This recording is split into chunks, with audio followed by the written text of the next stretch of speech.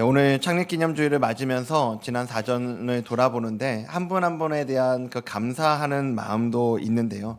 그 전에 그 어느 때보다 제가 이 4년의 시간을 통해서 확실하게 배운 게 있다면요. 정말 교회는 하나님께서 세우신다라는 겁니다. 제가 얼마나 잘하는지, 우리 교회에 얼마나 대단한 분이 있는지, 얼마나 뛰어난 사람이 많은지 이런 게 그렇게 중요하지 않더라고요. 우리가 대단한 능력 가지고 있지 않아도요. 우리를 부르신 하나님께서 우리를 통해 교회를 세워 가시는 줄 믿습니다. 그렇게 이제 우리가 지난주에도 포도주 틀에 숨어서 밀타작을 하고 있는 이 기드온, 그에게 찾아오셔서 큰 용사라고 불러주시는 하나님을 봤잖아요.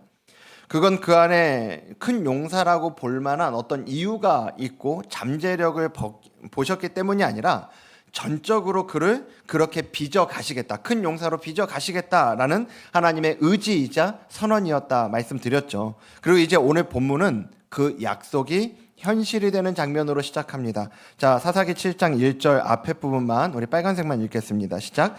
여룻바알이라 하는 기드온과 그를 따르는 모든 백성이 일찍이 일어나. 아멘. 여기 특별히 주목할 부분이 있는데요. 여기 그냥 기드온이라고 얘기하지 않고 여룻바알이라 하는 기드온이라고 하면서 그의 별명을 소개하고 있죠. 이 별명은 지난주에 우리가 함께 살펴본 본문 이후에 있었던 사건 때문에 생긴 별명인데요. 하나님이 이제 기드온을 부르신 다음에 그에게 첫 번째로 내리신 명령은 가서 미디안을 쳐라. 이 미디안에 대한 미디안과 싸우는 게 아니었습니다. 자기 집에 있었던 바알 제단을 허무는 일을 하나님은 먼저 명령하시거든요. 그러니까 이제 그 명령을 들은 기드온이 밤에 몰래 사람들 모아가지고 그 제단을 허물었어요. 근데 아침에 이제 그 동네 사람들이 이 바알 제단이 허물어져 있는 걸 본 겁니다. 난리가 나는 거예요. 그러니까 이제 수소문해서 범인을 찾은 거죠. 또 금방 들켰어요. 범인이 기드온인 게 밝혀졌습니다. 그러니까 이제 마을 사람들이 가만둘 수 없잖아요. 이제 잡아 죽이자, 끌어내서 죽여야 된다. 막 이렇게 난리가 나니까 이 기드온의 아버지이자 이 바알 제단의 주인이었던 요아스가 이제 한마디를 합니다. 자, 사사기 6장 31절인데요. 요아스가 자기를 둘러선 모든 자에게 이르되 너희가 바알을 위하여 다투느냐? 너희가 바알을 구원하겠느냐? 그를 위하여 다투는 자는 아침까지 죽임을 당하리라. 빨간색 읽겠습니다. 바알이 과연 신일진데 그의 제단을 파괴하였은즉 그가 자신을 위해 다툴 것이니라 하니라. 아멘. 무슨 말입니까? 아니, 바알이 정말 신이면 자기 제단을 허문 사람과 직접 싸우고 직접 벌을 내리면 되지 왜 너희가 난리냐? 이 얘기예요. 아들이 살리기 위한 말 같기도 한데요. 이게 또 이 우상의 허상을 제대로 드러내는 말이기도 한 거죠. 아니, 바알이 진짜 신이라면 사람이 대신 변호할 필요가 없다, 이거 아닙니까? 그래서 그때부터 이 기드온의 별명이 바알과 싸우는 사람이라는 의미를 가지고 있는 이 여룻바알이 된 겁니다.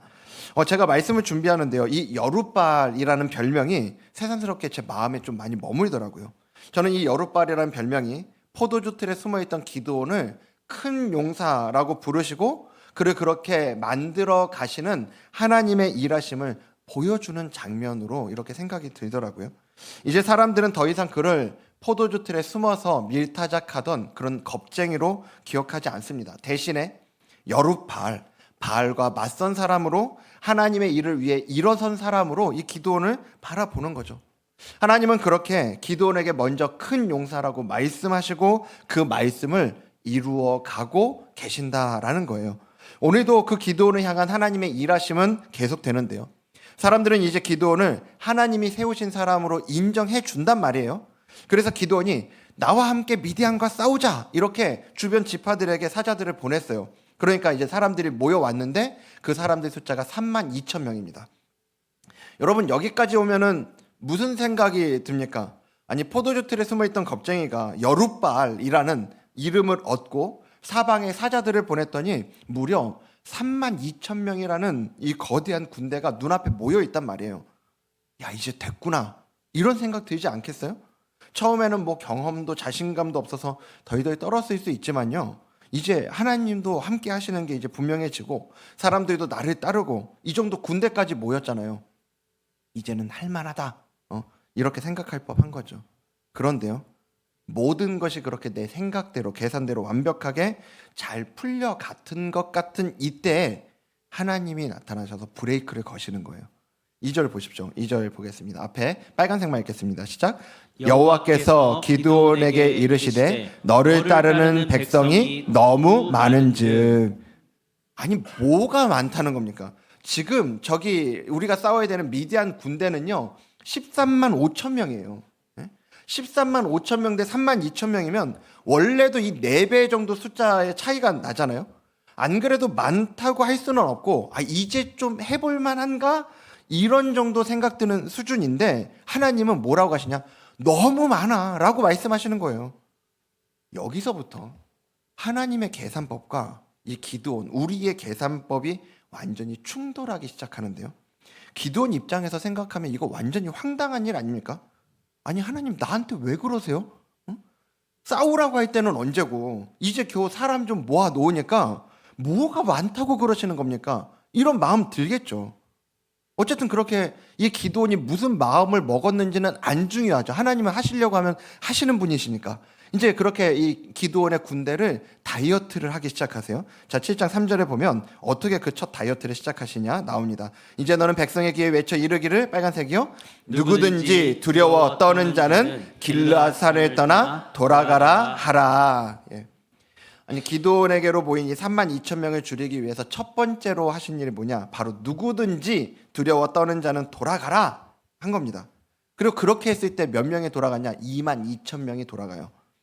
사실 전쟁하겠다고 모인 사람들에게 겁나는 사람은 돌아가라 라고 얘기하는 것 자체가 웃긴 거 아닙니까? 하지만 더 웃지도 울지도 못하는 일이 그 말 한마디 했다고 절반을 훌쩍 넘어서요 3분의 2 정도 되는 숫자가 돌아가 버린 거예요. 진짜로. 이 사람들은 어떤 사람들이에요? 이 사람들은 미디안 사람들 이 앞자에 벌벌 떨고 있던 사람들입니다. 괴롭힘 당하던 사람들이에요. 근데 어느 날 소문이 들린 거예요. 기드온이라는 사사가 나타났대. 미디안과 전쟁을 일으킨다는데 한번 가보자. 소문 듣고 모이기 시작한 겁니다. 아니 그렇게 전쟁을 하려고 모였는데요. 보니까 그럭저럭 숫자가 모여 있긴 한데 그렇다고 저 미디안을 압도할 만한 숫자가 아니란 말이에요. 눈에 딱 보면 보이잖아요. 이런 건. 그러면서 이제 슬슬 집에 두고 온 처자와 농사 짓다 말고 온 그 땅들이 생각나기 시작하는 거예요. 아니 그러고 그런 생각하던 차에 앞에서 막 웅성웅성 소리가 나더니요. 앞에서부터 한 사람씩 막 짐을 챙기기 시작하는 거예요. 왜 그래? 물어보니까 야, 꼭 여기 안 껴도 된대. 무서운 사람 돌아가래. 안 그래도 갈등하던 채 잘 됐다. 잘 됐다 이런 거죠. 그렇게 그들은 짐을 싸서 가요. 아마 그 중에는 왜 가는지도 모르고 간 사람들도 있을 거예요. 그냥 남들 막 다 가니까. 아니 그거 바라보는 기드온 마음이 어땠겠냐고요. 덜컥 내려앉지 않았겠습니까? 그래도요. 여기까지는 상식적으로 좀 납득해 볼 법해요. 아니 왜 전쟁에서 전쟁하는 인원만큼이나 중요한 게 사기가 굉장히 중요하잖아요. 근데 이 겁먹은 사람들이 오히려 옆에 있던 사람들 사기를 깎아먹을 수 있으니까 어쩌면 기드온도 야 그래 겁내는 사람 돌아가고 정예부대만 남는 게 나을 수 있지 뭐 이런 생각 할 수 있는 거죠. 근데 문제는요 하나님이 여기에서 안 멈추신다는 거예요. 아직도 많대요. 아직도. 그러면서 그들을 이제 물가로 데려가서 물을 마시게 하는데요. 사사기 7장 5절에 보면 이에 백성을 인도하여 물가에 내려가매 여호와께서 기드온에게 이르시되 누구든지 개가 핥는 것 같이 혀로 물을 핥는 자들을 너는 따로 세우고 또 누구든지 무릎을 꿇고 마시는 자들도 그와 같이 하라 하시더니 라고 말씀하세요. 한마디로 물 마시는 모습 가지고 나누겠다 이겁니다. 그렇게 무릎을 꿇고 벌컥벌컥 이 물을 마시는 사람과 손으로 물을 이렇게 움켜져서 개가 마시는 것처럼 핥아먹는 사람들 이렇게 나눠봤더니 손으로 물을 움켜쥐고 핥아먹는 사람들이 300명 그리고 나머지는 다 허겁지겁 무릎 꿇고 물을 마시는 사람들인 거죠. 그 우리가 아는 것처럼 저 300명 말고 나머지 사람들은 다 돌려보내는 거예요. 여러분 여기서 중요한 게 있는데 왜 저 사람들이냐는 거예요. 왜 저 300명 남겼지 이거예요. 아니 뭔가 이게 나누려면 그럴듯한 이유라도 좀 있어야 될 거 아니냐고요. 아까 전에 그 겁먹은 사람 돌아가라고 한 것처럼 자 지금부터 옆에 있는 사람하고 팔씨름 하세요. 그래갖고 이긴 사람 남기면 좀 납득이 될 것 같아요. 근데 그게 아니잖아요. 지금 물 마시는 거 하나 가지고 이거 결정하는 게 말이 되냐고요. 아니 어떤 학자들은 또 이렇게 얘기합니다. 어떤 사람들은 물 마시는 것만 봐도 그 사람들이 이 전쟁에 어떤 마음가짐으로 지금 임하고 있는지를 알 수 있다 이거예요. 저도 그렇게 보기도 했었는데요. 근데 중요한 건 4절을 보세요. 4절. 자, 4절 보면 여호와께서 또 기드온에게 이르시되 백성이 아직도 많으니 그들을 인도하여 물가로 내려가라. 거기서 내가 너를 위하여 그들을 시험하리라. 여기 빨간색 읽어볼까요? 내가 누구를 가리켜 내게 이르기를 이 사람이 너와 함께 가리라 하면 그는 너와 함께 갈 것이요. 내가 누구를 가리켜 내게 이르기를 이 사람은 너와 함께 가지 말 것이니라 하면 그는 가지 말 것이니라. 아멘. 자, 여기서 하나님은 누구를 데려가고 누구를 안 데려갈 건지 얘기하지 않으세요.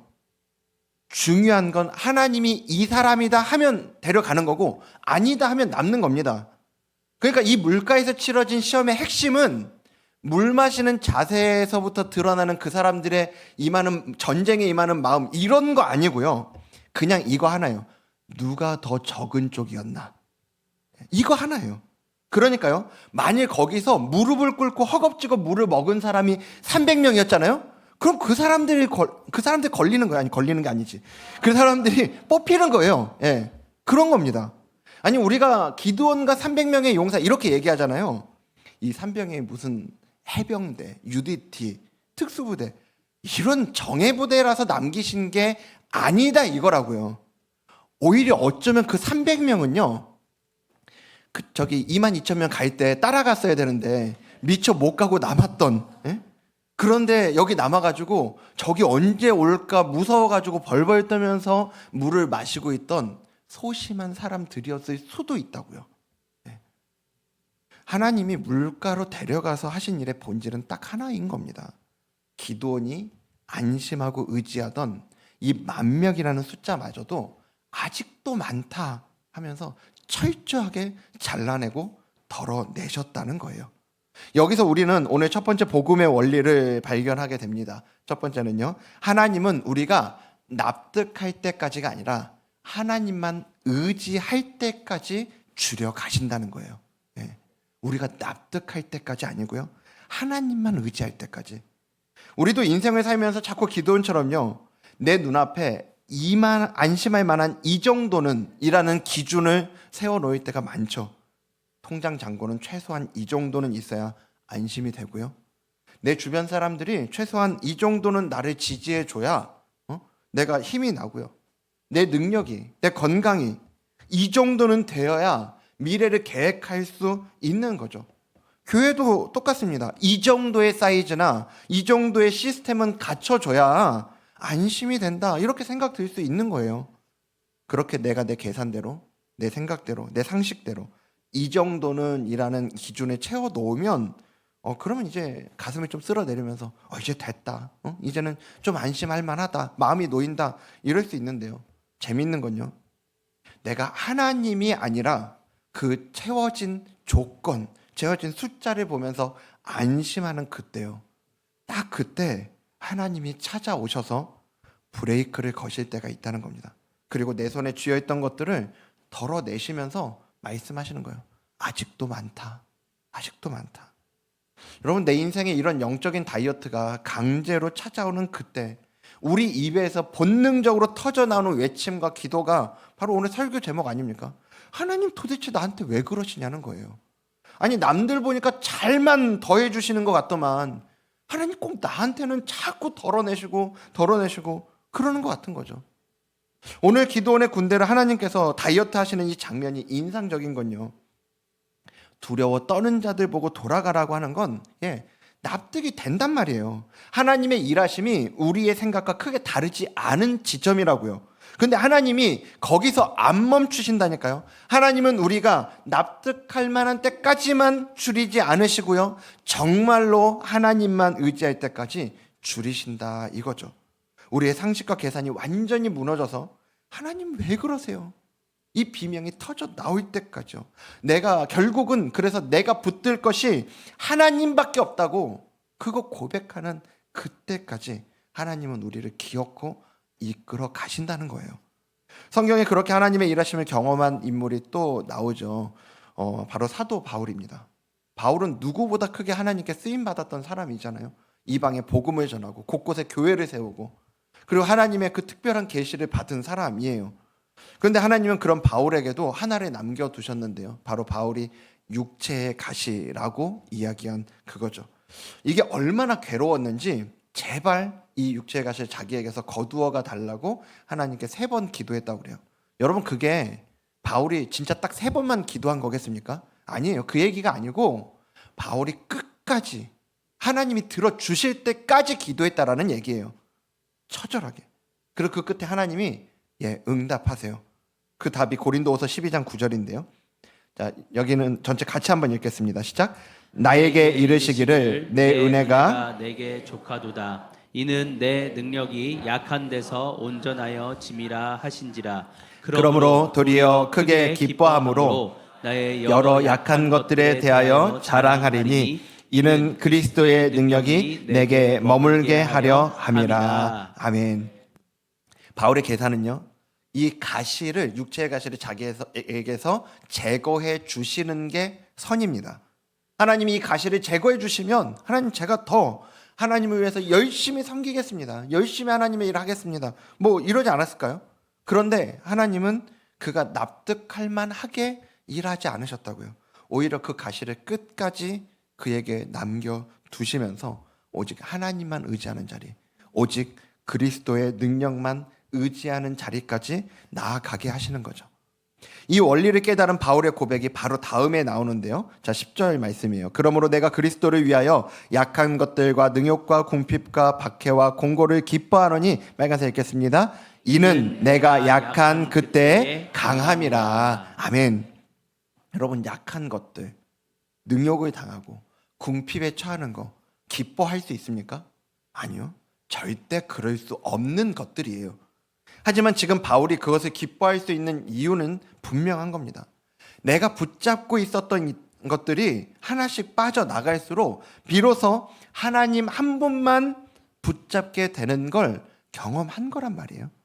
여러분, 혹시 지금 하나님께서 여러분의 삶 가운데서 무언가를 덜어내고 있다, 그렇게 여겨지는 분 계십니까? 그렇다면 그건 우리를 무너뜨리려는 손길이 아니라 오직 하나님만 붙드는 사람으로 빚어가시는 은혜의 손길이라는 걸 기억하셨으면 좋겠습니다. 기드온에게도 바울에게도 그렇게 일하신 하나님이 오늘 저와 여러분 가운데에도 같은 방식으로 일하실 줄 믿습니다. 근데 여러분, 여기서 질문이 하나 남습니다. 왜 하나님은 이렇게까지 하시냐는 거예요. 왜 하나님은 기드온을 이 정도로 몰아가시냐고요. 오늘 본문은 그 이유를 숨기지 않습니다. 7장 2절 말씀인데요. 자, 뒤에 빨간색만 읽겠습니다. 시작. 이는 이스라엘이 나를 거슬러 스스로 자랑하기를 내 손이 나를 구원하였다 할까 함이니라. 아멘. 여기서 하나님이 정말 다루고 싶으셨던 게 무엇인지를 우리가 보게 되는데요. 우리는요, 자꾸 우리 앞에 있는 그 문제들, 저 미디안을 계속 바라보는데요. 하나님은 거기 안 봅니다. 하나님은 그게 아니라 우리의 믿음을 보시는 거예요. 그래서 하나님은 결국 미디안보다 우리의 믿음을 먼저 다루신다는 거예요. 아마 자막이 준비되어 있을 겁니다. 자막을 보여주시면 좋겠는데요. 자, 우리가 중요하게 여기는 부분과 하나님께서 중요하게 여기시는 부분이 다르다는 거예요. 하나님께는 저 미디안이라는 대군을 물리칠 수 있냐 없냐는 전혀 고려사항이 아니죠. 왜 그래요? 그게 중요하지 않은 문제여서가 아니라 하나님은요, 그냥 하시면 되거든요. 하시면 돼요. 지난주에도 말씀드렸지만요, 하나님께는 기드온이 지금 큰 용사냐 아니냐, 큰 용사로서의 자질을 가지고 있냐 아니냐, 이런 거 하나도 안 중요하다고요. 하나님이 그냥 큰 용사라고 말씀하시면 큰 용사가 되는 거예요. 저 미디안도요, 숫자가 13만 5천 명 안 중요해요. 13만 5천 명이 아니라 1300만, 13억, 뭐 안 중요하다고요. 그래도 하나님께서는 저들을 물리치는 게 하나도 어려운 일이 아니죠. 하나님이 진짜 경계하시는 건요, 그래서 그 일, 그 문제 아니라니까요. 하나님께 진짜 중요한 건요, 기드온과 이스라엘과 오늘 우리의 마음이에요. 마음. 전쟁에서 이긴 다음에 조금만 그럴 여지가 있으면요, 거 봐라, 우리도 함께 마음 모으니까 되지 않냐, 뭉치니까 되네, 잘 싸웠지, 아니 기도원 생각보다 인도를 잘하던데, 잘 싸우던데, 이거 아니에요? 그렇게 하나님이 하신 일을 슬그머니 사람의 공로로 바꿔버리고 은혜를 실력으로 착각하는 거예요. 하나님이 가장 경계하시는 겁니다. 그리고 이건 오늘 우리에게도 너무 중요한 메시지를 주는데요. 왜냐하면 우리의 죄성은요, 실패할 때보다, 우리가 안 될 때보다 우리가 잘 될 때 훨씬 더 위험하기 때문에 그래요. 우리가 안 될 때는요, 그때는 하나님을 찾아요. 눈물로 매달린다고요. 그런데 우리가 조금만 잘 되기 시작하잖아요. 내 손에 이 조건이 만족할 만한 이 정도는 내 손에 조금만 쥐어지면요, 어느새 내 경험을 믿고 내 능력을 믿고 내 판단을 믿기 시작하고요. 그러면서 하나님이 전적인 은혜로 주신 이 결과물까지도 내가 그래도 이 정도 했으니까 이 정도 된 거지, 내가 잘해서 얻어낸 것처럼 생각하기 시작하는 거죠. 우리 속담에 물에 빠지면 뭐라도 잡아요? 지푸라기라도 잡아요. 신앙에 있어서도 똑같다니까요. 우리는요, 하나님만 아니면 지푸라기라도 잡는 게 죄된 우리의 본성이라고요. 우린 마지막까지 이 지푸라기도 없어져야지, 그때서 우리는 하나님 붙잡는다고요. 성경은 이것을 스스로 자랑한다. 그 우리 손에 잡힌 그 지푸라기를 쥐고 있을 때 스스로 자랑한다 얘기하는 거죠. 여러분, 성경이 고발하는 죄는요, 그래서 단순히 나쁜 행동하는 면목까지 이야기하는 게 아닙니다. 죄는 하나님 외에 다른 것들을 붙잡는 거예요. 다른 것들을 의지하는 겁니다. 돈이나 사람을 붙들 수도 있고요, 내 경험을 붙들 수도 있고, 심지어는 내가 하나님을 위해 헌신했던 우리의 그 사역조차 내가 붙드는 게 될 수 있어요. 중요한 건요, 결국 그 중심에 뭐가 있는 거예요? 내가 있는 겁니다. 내가 안심하고 싶은 거고요, 내가 인정받고 싶은 거고요, 내가 통제하고 싶은 거예요. 그래서 하나님은 우리 손에 내가 쥐고 있는 그것들을 하나씩 내려놓게 하신다고요. 우리 안에 하나님보다 더 크게 자리 잡은 나를 다루시는 것, 그게 오늘 하나님이 우리의 믿음을 다뤄가시는 방법이라는 겁니다. 교회도 마찬가지예요. 여러분, 교회의 가장 큰 위기는요, 사람이 부족한 거요? 예산이 부족한 거요? 프로그램이 좀 미숙한 거요? 아니에요. 전혀 아니에요. 가장 큰 위기는요, 하나님이 하신 일을 우리가 한 것처럼, 내가 한 것처럼 착각하기 시작하는 그 순간이 교회의 가장 큰 위기라고요. 호랑이는 죽어서 가죽을 남기고 사람은 이름을 남긴다고 하잖아요. 세상에서는 그거 하나 남겨보려고 평생을 거는 사람도 있을 테지만요, 교회는요, 그렇게 그 누군가가 드러나고 누군가 때문에 이 교회가 세워지는 것처럼 생각되는 바로 그 순간이 그 교회의 가장 큰 위기라는 거예요. 우리 교회가 지나온 시간들을 돌아보면요, 하나님께서는 우리 교회를 세워가시면서 계속 이 부분을 놓치지 않게 하시는 것 같아요.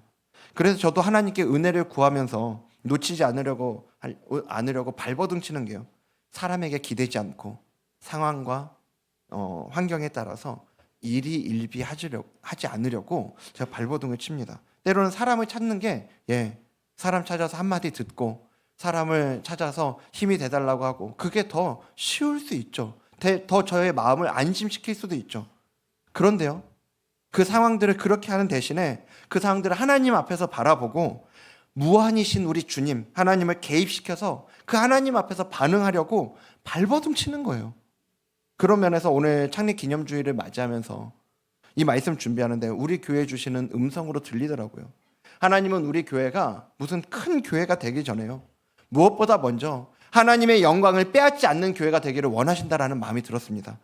많은 일을 하는 교회보다 하나님이 하셨다 고백할 수 있는 교회예요.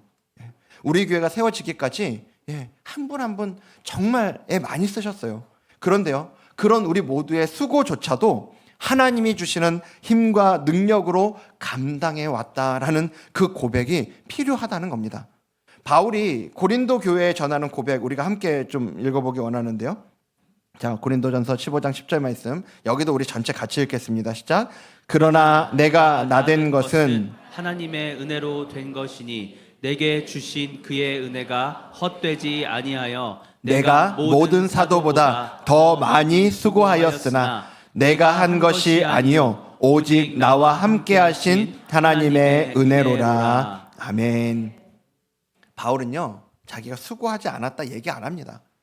오히려 자기가 누구보다 수고했다 얘기해요. 하지만 그것이 내가 한 것이 아니라 오직 나와 함께 하신 하나님의 은혜다 고백하는 거죠. 하나님이 기드온에게 300명만 철저하게 남겨두신 것도요, 자기 손을 자랑하는 대신에 철저하게 그 하나님의 일하심을 찬양하도록 하시는 거라고요. 저는 우리 교회도 그런 교회가 되기를 소망합니다. 우리의 강함보다 하나님의 은혜가 더 잘 보이는 교회요. 우리의 성취보다 하나님의 일하심이 더 크게 말해지는 그런 교회. 그렇게 우리 이름보다 우리 주님의 이름이 더 높아지는 수지 함께하는 교회가 되기를 주님 이름으로 축복합니다. 말씀 맺으면서요, 여러분, 그런 면에서 우리 삶 가운데 우리의 생각대로 내 뜻대로 되어지던 그것들이 이 정도는 하고 내가 움켜쥐고 있던 것들이 자꾸 내 손에서 빠져나가는 것 같고요, 덜어내질 때 그때 너무 낙심하지 않으시면 좋겠습니다. 그 시간은요, 내 안에 숨어있는 내가 여전히 붙들려고 하는 나를 줄이시고 오직 그리스도의 능력만 내 삶에 가득 채워가시는 그런 은혜의 시간이라는 걸 믿으시길 바랍니다. 돌아오는 한 주간 아직 많다 하시는 그 주님 앞에서 내 얄팍한 어떤 계산과 지푸라기 같은 우상들이 내려놓아지는 그런 은혜가 있기를 간절히 소망합니다. 그래서 내 힘이 완전히 빠진 그때, 약한 그때 가장 강하게 역사하시는 하나님의 손을 붙잡고 가는 저와 여러분, 우리 모두가 되길 주님 이름으로 축복합니다. 그런 의미를 담아서 우리 옆에 있는 분들과 이렇게 오늘 인사하도록 하겠습니다. 하나님이 하셨습니다. 인사하겠습니다. 네, 한 번 더 우리 마음 담아서 이렇게 좀 선포했으면 좋겠습니다. 하나님이 하실 겁니다. 네, 네, 아멘이시죠? 네, 하나님이 하셨고 하나님이 하실 겁니다. 우리 그걸 기대하면서 우리의 앞길을 주님 앞에 맡겨드리기 원하는데요. 자, 이 시간엔 우리가 준비한 예물 하나님께 올려드리기 원하는데 먼저 제가 기도하도록 하겠습니다. 살아계신 하나님, 오늘 수지 함께하는 교회 네 번째 생일을 허락하시고 수많은 상황 속에서도 주님의 크신 은혜로 우리를 붙들어 여기까지 인도해 주심에 감사와 찬양을 올려드립니다.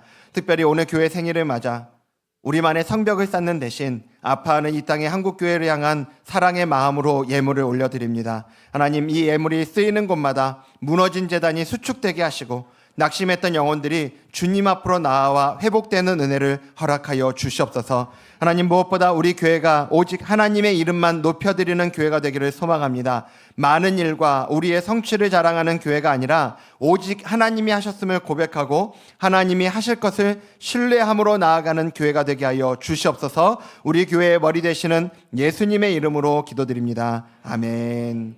이 시간 우리 아까 전에 영상에도 나오고 오늘 우리 함께 불렀던 단 한 분이시라 이 찬양을 부를 텐데요.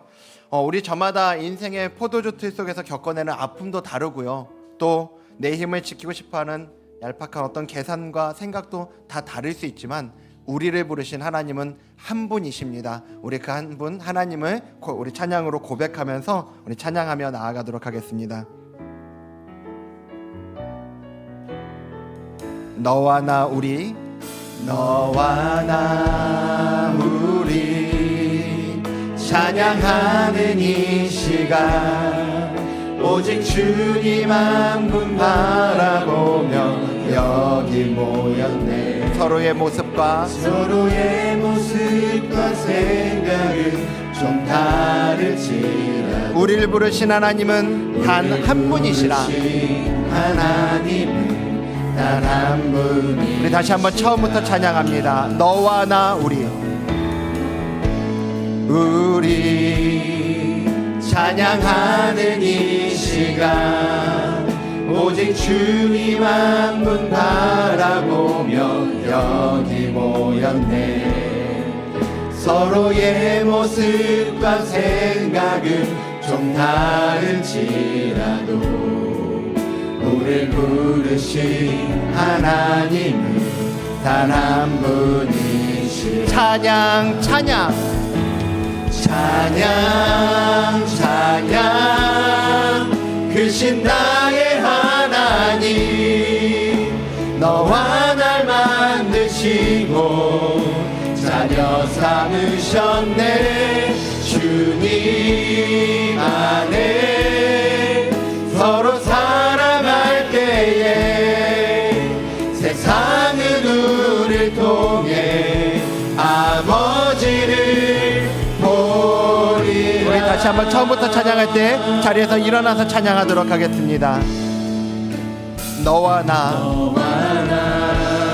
우리 찬양하는 이 시간 오직 주님 한 분 바라보며 여기 모였네. 서로의 모습과 생각은 좀 다를지라도 우리를 부르신 하나님은 단 한 분. 우리를 부르신 하나님은 단 한 분이시라. 우리를 부르신 하나님은 단 한 분이시라. 찬양 찬양 찬양 찬양 크신 나의 하나님 너와 날 만드시고 자녀 삼으셨네 주님 안에 서로 살아갈 때에 세상은 우리 통해 아버지를 보리라. 찬양 찬양 찬양 찬양 크신 나의 하나님 너와 날 만드시고 자녀 삼으셨네 주님 안에 서로 살아갈 때에 세상은 우리 통해 아버지를 보리라. 아멘. 여러분 우리를 부르신 하나님은요 그렇게 우리의 다양함 가운데 일하시는 하나님이신데요 무엇보다 우리가 납득할 때까지만이 아니라 오직 하나님만 의지할 때까지 우리를 줄이고 또 빚어가시는 분이신 줄 믿습니다. 이미 그 비움의 시간을 통과하면서 눈물을 흘리고 계시는 분도 계실 거고요 또 앞으로 그 자리를 또 지나갈 분들 계실 수 있는데요 여러분 내 계산이 무너지는 그 모든 순간에도 말씀으로 창조하시고 말씀으로 인도하시고 말씀으로 일하시는 하나님을 철저히 우리가 신뢰하며 나아갈 수 있기를 원합니다. 이제 하나님 앞에 우리가 좀 그 은혜를 구하고 하나님 제가 그 모습으로 살아가기 원합니다. 제가 그 모습으로 하나님 앞에 서 있게 하여 주시옵소서. 우리가 좀 그 은혜를 구하는 마음으로 간절하게 우리 주님 한번 부르짖고 함께 기도